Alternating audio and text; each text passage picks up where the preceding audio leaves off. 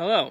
Okay, so today we're going to be playing a little golf here in beautiful Mitzpe Yericho in the desert. Just to show you, I know sometimes we only get like one view here, but just to show you how beautiful this land is.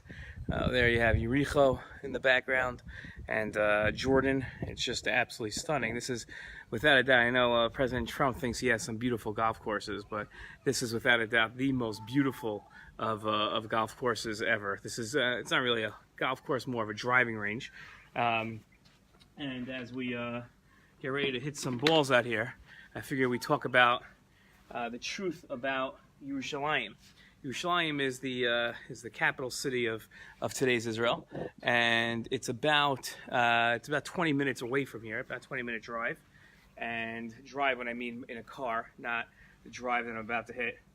Let's see, here's the first hit of the day. Oh, great shot. There's no slice on that. Not as far as I like, but no slice. I figure we talk about Yerushalayim and this idea of it becoming a Palestinian capital city, Jewish capital city, President Trump recognizing it as the capital of Israel, really an act of Congress that happened in the 90s. What's the story with Yerushalayim? So, and it comes up in the news today because the Australian Prime Minister made a shocking announcement, really out of nowhere, no one saw it coming, that he was prepared to recognize Yerushalayim as the capital of Israel and even begin negotiations of moving the Australian embassy from Tel Aviv to Yerushalayim, which was greeted with great news by Prime Minister Netanyahu and the rest of us who, we're all ready to take out our Australian flags and start flying them. And then he shocked us again by coming out with a statement today saying that he's also considering naming East Yerushalayim the capital of Palestine. Recognizing there is no state of Palestine, but if there ever was to be a state of Palestine, whoa, that was a great shot. Slice to the left though. But it would be considered a Palestinian, the capital of Palestine to Australia, which begs a number of questions. First of all, how did Yerushalayim be the capital of two different cities? And what that comes down to is really a misunderstanding that there are two sides to Yerushalayim. A lot of people like to say east-west. And where does that come from? That's an artificial divide. And before 1948, no one had ever seen a East Yerushalayim. In fact, the west part of Yerushalayim didn't really exist until about maybe at most 100 years ago, maybe a little more. There was never really anything to Yerushalayim other than what we see as the walled city today. Thousands of years ago, outside the walled cities in Ir David, what today is called Ir David, was part of the capital of the Jewish state of Israel under King David, so many thousands of years ago. But really, there was no split of Yerushalayim in any recorded history. That's an artificial split. So, what's this idea? Where does it come from? In the partition plan in 1947 that was developed by the United Nations, where this country, this land would be split between the Jews that lived here and the Arabs that lived here, the idea was brought up that what should happen to Yerushalayim. And according to the United Nations partition plan, Yerushalayim was to be an international city. What ended up happening was the partition plan really never went to fruition.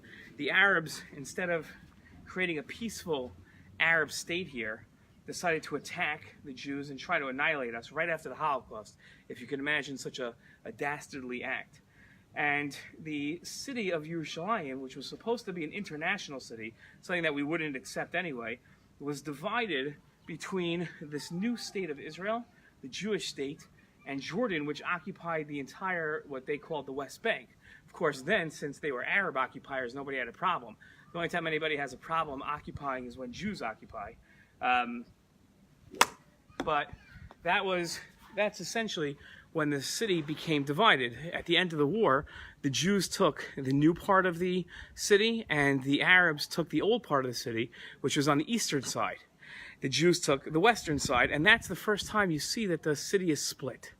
Since then, in 1967, the Arabs again tried to kill all the Jews in the Six-Day War. And in the Six-Day War, they tried killing all of us, and we won.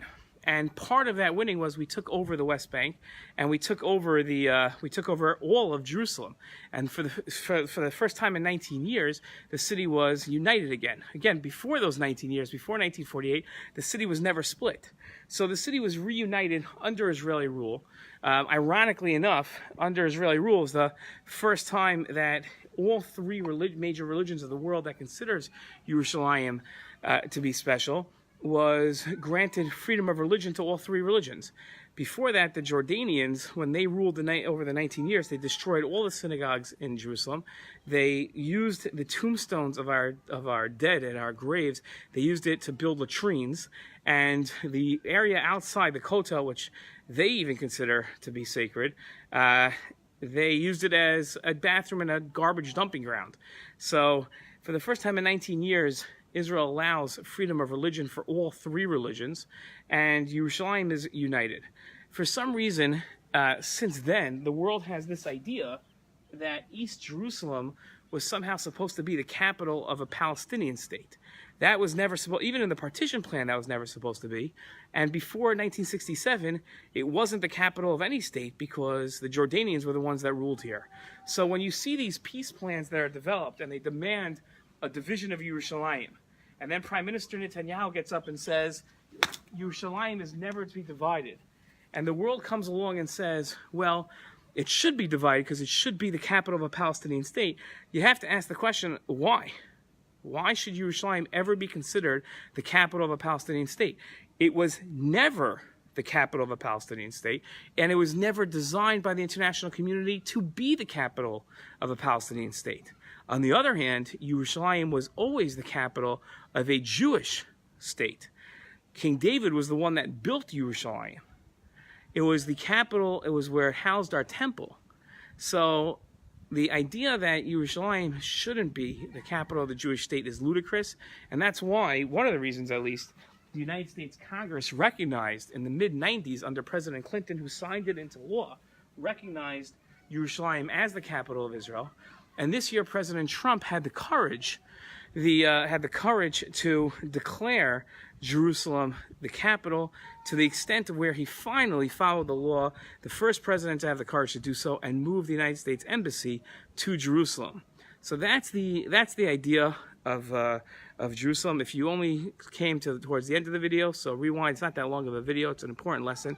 And just to show you, because I love showing it off, here is the new building going on in Mitzpeh Yericho, where pretty soon families will move in. They've now recently started construction on the road. I'll show you today's development. Almost every single day you can see more. Here's like dirt piled on the side of the road. So that's it. Michael, who picks up my golf balls? I pay my son and his friend 10 agrot to go out afterwards to this area behind my house and pick up the golf balls. They love it. I love it. And there we go. Nice shot. Slice to the left, but nice.